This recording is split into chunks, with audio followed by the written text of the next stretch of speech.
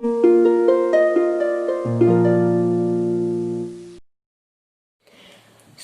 प्यारे बच्चों, आज से हम आपका नया पाठ शुरू करेंगे।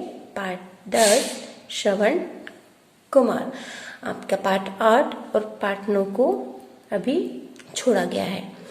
पाठ को पढ़ने से पहले हम पाठ के शब्दार्थ को एक बार समझ लेते हैं। प्रसन्न, प्रसन्न का अर्थ होता है खुश। प्रसन्न, खुश। अचूक, अचूक जो चूके नहीं, जिसका निशाना कभी ना चूके, सो कहते हैं अचूक। प्राण त्यागना, प्राण त्यागना मतलब मर जाना। मृत्यु, मौत। श्राप, अहित कामना सूचक शब्द। तीर्थ, पवित्र स्थान जहाँ लोग यात्रा पूजा आदि के लिए जाते हैं। सहर्ष, सहर्ष मतलब खुशी से। पश्चाताप, पछतावा, अपनी गलती का पछतावा होना। घटना, वारदात, वियोग, दुख। वन, जंगल, यात्रा, सफर। क्षमा, माफी। स्वर, आवाज और सिद्ध, साबित। अब हम पाठ को पढ़ते हैं। आपकी पुस्तक का पृष्ठ क्रमांक 51। पुराने समय की बात है, मतलब बहुत समय पहले। श्रवण कुमार नाम का एक बालक था जिसका नाम था श्रवण कुमार। उसके माता पिता अंधे थे। अंधे मतलब जो नहीं देख सकते। उस बालक के जो माता पिता थे वो अंधे थे। वह अपने माता पिता की बहुत सेवा करता था। वे भी अपने बेटे से बहुत प्रसन्न रहते थे। वो जो श्रवण कुमार था वो अपने माता पिता की बहुत सेवा करता था और उनके जो माता पिता थे वो उसकी सेवा से बहुत प्रसन्न थे। एक बार श्रवण के माता पिता की तीर्थ यात्रा करने की इच्छा हुई। जो श्रवण कुमार थे उसके माता पिता ने को तीर्थ यात्रा करने का मन हुआ। इच्छा मतलब मन हुआ। उन्होंने अपने मन की बात पुत्र से कही। पुत्र ने उनकी बात सहर्ष मान ली। सहर्ष मतलब आसानी से। जो माता पिता थे उन्होंने कहा कि हमें तीर्थ यात्रा करना है और उनके पुत्र ने उनकी बात सहर्ष मतलब आसानी से मान ली। उस समय आने जाने के साधन आजकल जैसे नहीं थे। आजकल अगर हमें कहीं भी जाना हो तो हम बस, गाड़ी, ट्रेन किसी भी चीज़ों से जा सकते हैं, पर उस समय आने जाने के लिए कोई साधन नहीं था। लोग तीर्थ यात्रा के लिए पैदल ही जाया करते थे। लोग क्या करते थे? तीर्थ यात्रा पैदल ही जाते थे। श्रवण कुमार ने एक कावड़ तैयार की। जो श्रवण कुमार को अपने माता पिता को तीर्थ यात्रा के लिए लेकर जाना था, अब वो उन्हें कैसे ले जाता? तो उसने क्या किया, एक कावड़ को तैयार किया। उसमें एक और अपने पिता को तथा दूसरी ओर अपनी माता को बैठाया। उसने उस एक तरफ अपने पिता को बैठाया और दूसरी तरफ अपनी माता को बैठाया। वह कांवर को अपने कंधे पर रखकर तीर्थ यात्रा के लिए चल पड़ा। उसने उनको बैठाया और उसको अपने कंधे पर रखा और तीर्थ यात्रा के लिए चल पड़ा। श्रवण कुमार अपने माता पिता को अनेक तीर्थों पर ले गया। वो इसी तरह अपने कंधे पर उनको उठाकर बहुत सारी जगहों पर ले गया। अंत में वह अयोध्या पहुंचा। सभी तीर्थ स्थानों का दर्शन करने के बाद वह अंत में अयोध्या पहुंचे। वहां के राजा दशरथ थे। उनका निशाना बहुत अचूक था। वो जो राजा थे उनका निशाना अचूक, अचूक मतलब कभी भी नहीं चूकने वाला। वे आवाज सुनकर उस पर बाण चला देते थे। उन्हें कहीं पर भी आवाज सुनाई देती और वो उसी दिशा में बाण चला दिया करते थे और उनका निशाना कभी नहीं चूकता था। श्रवण के माता पिता को प्यास लगी तो श्रवण कुमार अयोध्या में आया था। उनके माता पिता को क्या हुआ? प्यास लगी। तो श्रवण ने कांवर एक पेड़ के नीचे टिका दी और पास ही सरयू नदी बह रही थी। अयोध्या में कौन सी नदी है? सरयू।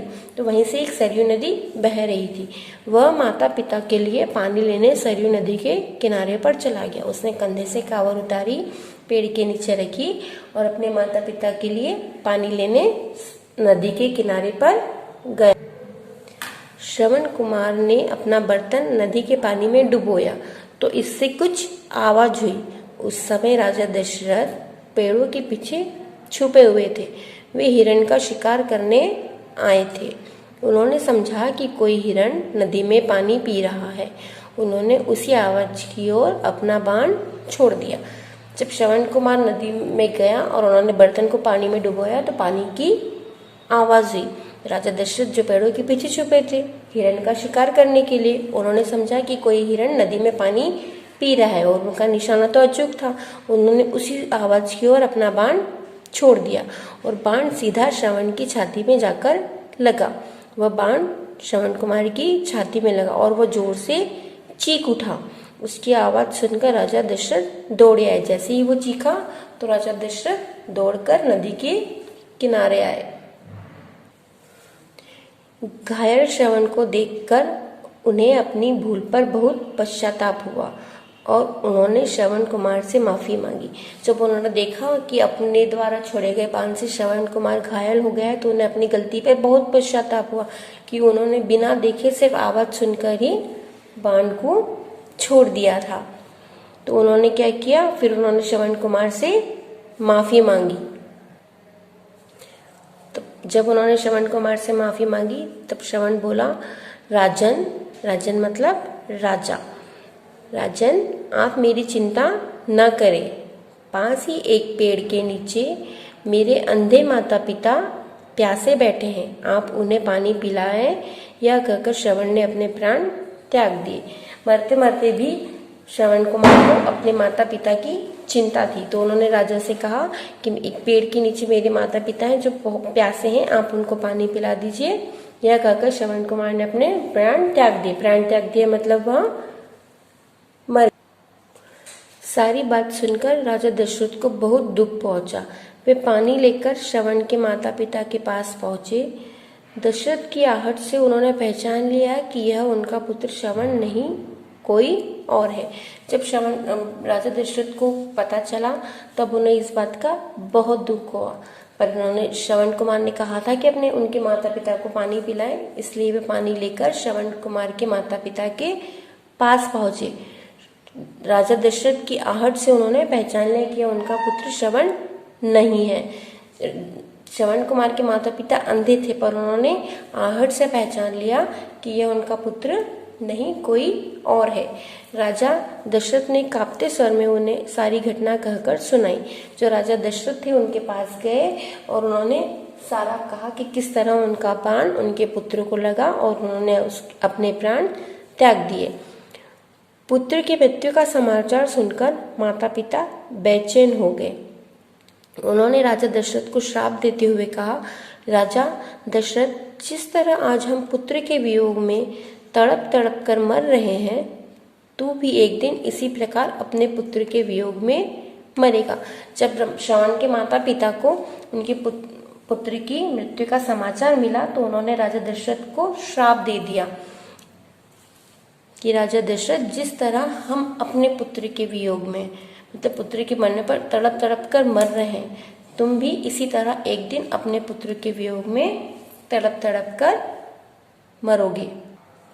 यह कहकर उन दोनों ने भी प्राण त्याग दिए। उन्होंने श्राप दिया और उन्होंने भी प्राण त्याग दिए, मतलब वो भी मर गए। बाद में श्रवण के माता पिता का श्राप सच सिद्ध हुआ। राम के वन जाने के बाद राजा दशरथ ने भी पुत्र के वियोग में अपने प्राण त्यागे थे।